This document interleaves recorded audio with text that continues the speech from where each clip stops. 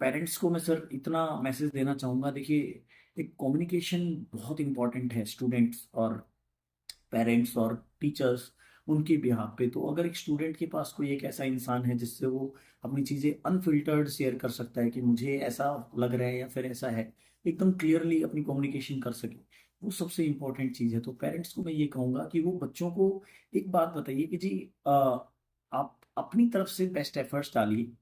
Result क्या होगा ये मैटर नहीं करता। आप मेरे लिए सबसे इंपॉर्टेंट चीज़ है और मुझे इतना पता है जो आप कर रहे हैं ये आपके बेस्ट एफर्ट्स हैं और इसके अलावा हमारे हाथ में कुछ नहीं है।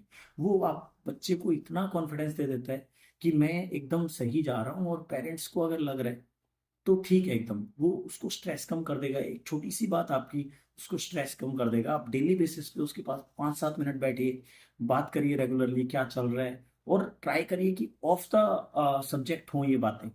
आप उसको लाइट करने की कोशिश करिए, उसकी नेचुरल हंसी उसके चेहरे पे आनी चाहिए। ऐसा नहीं होना चाहिए स्ट्रेस दिखे चेहरे पे, या वो जो खुल के हंसता है बच्चा वो भी नहीं हंस पा रहा है एग्जाम प्रेशर में।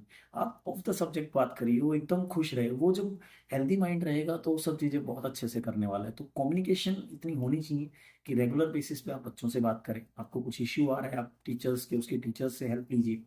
कम्युनिकेशन आप बेटर रखिएगा। Thank you.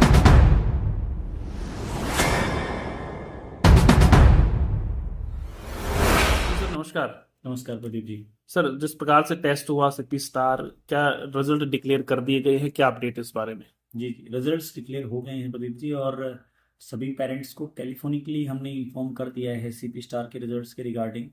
अगर किसी पेरेंट्स ने मान लो कॉल नहीं उठाई होगी, अदरवाइज मान लो जिसने रिसीव नहीं किया उसको 2-3 बार कॉल किया गया होगा, बट अगर किसी के पास रिजल्ट नहीं पहुंचा है तो उसने ऑब्वियसली कॉल नहीं रिसीव की होगी।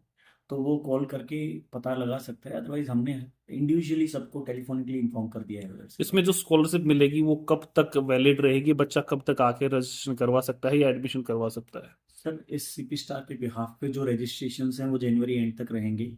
अदरवाइज फिर सेम स्कोर पे एडमिशन्स तो हो जाएंगे, बट जो स्कॉलरशिप स्लैब है वो कम हो जाएगा। जो रिसेंट वाला जो हो रहा है सीपी स्टार के बिहाफ पे, आपको मैक्सिमम स्कॉलरशिप्स मिल सकती हैं अभी डेली बेसिस पे। उसमें मैक्सिमम स्कॉलरशिप अप टू 90% है। तो जो स्कॉलरशिप स्लैब है वो कम हो जाएगा। तो एडमिशन तो स्कोर के बिहाफ पे हो जाएगा, बट वो स्कॉलरशिप स्लैब लेस हो जाएगी अगर आप रजिस्ट्रेशन आफ्टर जनवरी करते हैं। ये वाला जो फिलहाल वाला स्कॉलरशिप स्लैब है वो नहीं लगेगा। जो अभी न्यू वाले हैं वो लगेंगे। अच्छा, अभी जनवरी तक करवा सकते हैं, उसके बाद जी। अगर बात करें बैचेज की तो कब से बैचेज स्टार्ट होने वाले हैं?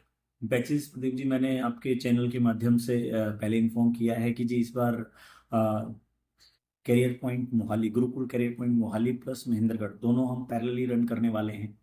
तो हमारा 12th JEE and 12th NEET, ये जो बैच हैं हम 3rd फेब से स्टार्ट करने वाले हैं। बिकॉज 12th में हम टाइम से सिलेबस करके रिवीजन को टाइम ज़्यादा देते हैं।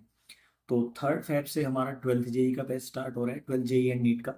एंड जो बाकी बैचेस हैं 11th क्लास के and 8 9 10 pre foundation batches, Olympiads batches, वो 3rd अप्रैल से स्टार्ट हो रहा है।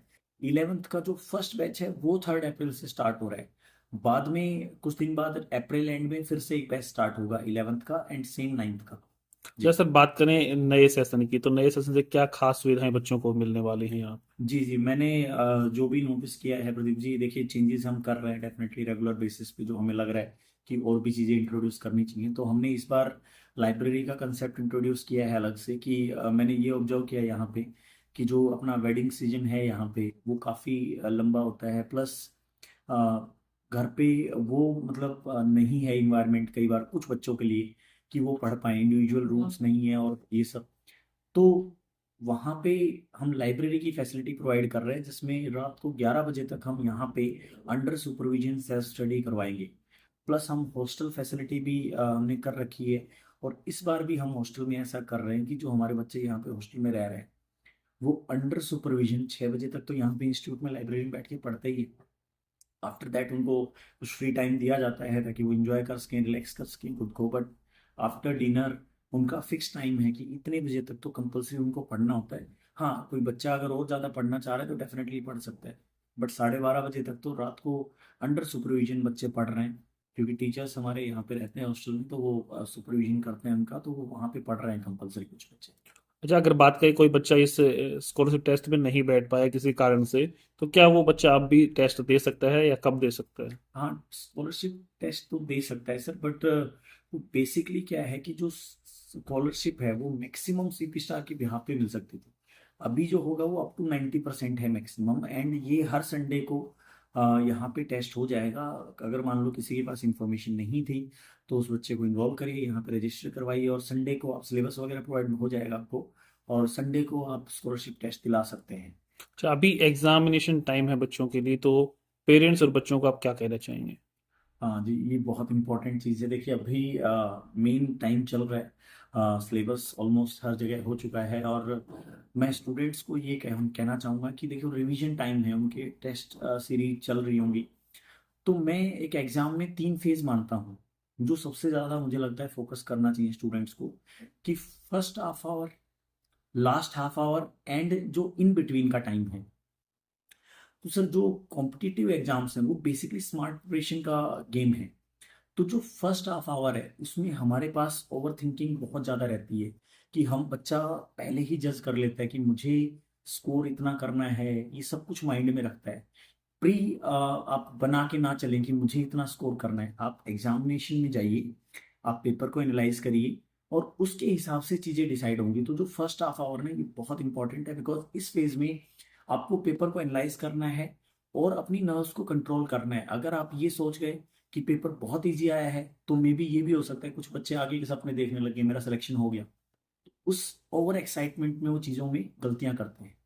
तो फर्स्ट हाफ आवर को बहुत कामली ऑब्जर्व करना है आपको, और लास्ट हाफ आवर को भी ऐसा ही है। लास्ट हाफ आवर में क्या है कि जो आपकी नंबर ऑफ अटेम्प्टेशन है उसको लेके आप स्ट्रेस आउट हो जाएं, कि जी मेरे कम अटेम्प्ट हुए, या फिर बाकी मेरा स्कोर इतना बनना चाहिए था उसके हिसाब से मेरी एक्सपेक्टेड नहीं रही।